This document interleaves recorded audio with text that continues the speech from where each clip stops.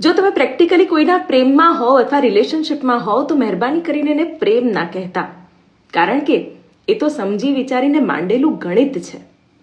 પ્રેમ તો કરવો હોય તો રાધાજી જેવો કરવો. ચાલો રાધા કૃષ્ણની એક સરસ મજાની વાર્તાથી તમને સમજાવું કે રાધાજી કેવા હતા અને કેવા નસીબદાર હતા સંબંધોમાં કૃષ્ણ. દ્વાપર યુગની વાત છે. દ્વારકામાં એક મોટો ઉત્સવ હતો, પણ એ ઉત્સવનો કોઈને આનંદ ન હતો, કારણ કે દ્વારિકાધીશ તો માથું પકડીને બેસી ગયા હતા. કૃષ્ણના માથામાં અસહ્ય દુખાવો હતો અને કેમેય કરીને આ દુખાવો જતો જ ન હતો. આખા દ્વારકામાં પટરાણીઓમાં એક જ ચર્ચા હતી કે કૃષ્ણને આ દુખાવો મટાડવો કેવી રીતે. ત્યારે કૃષ્ણ એક ઉપાય સૂચવે છે.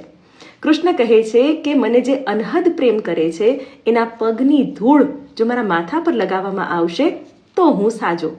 એ તો દ્વારિકાધીશ છે, જગતના નાથ છે, ભગવાન છે.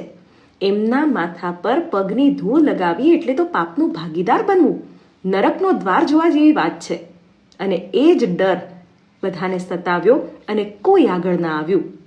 ત્યાં તો રાધાજી સુધી વૃંદાવનમાં કૃષ્ણની પીડાની આ વાત પહોંચે છે અને રાધાજી કંઈ પણ વિચાર્યા વિના, મારું શું થશે એનો એક વખત પણ વિચાર કર્યા વિના પોતાના પગની ધૂળ કૃષ્ણ સુધી પહોંચાડે છે. અને પછી તો શું, જેવી રાધાના પગની રજ કૃષ્ણના મસ્તક પર લાગે છે કે દુખાવો ગાયબ. રાધાને કૃષ્ણનું પદ નહીં પણ એની પીડા દેખાઈ. એને દ્વારિકાધીશ નહીં, એને તો એનો કાનો દેખાડ્યો. રાધાજીને આજના પ્રેક્ટિકલ જમાનામાં આપણે ઇમોશનલ ફૂલ કહીએ છીએ, પણ રાધાજીને જે મળ્યું છે ને એ તો આપણા કલ્પનાની બહાર છે. એ કૃષ્ણના નામની પહેલા એને નામ મળ્યું છે.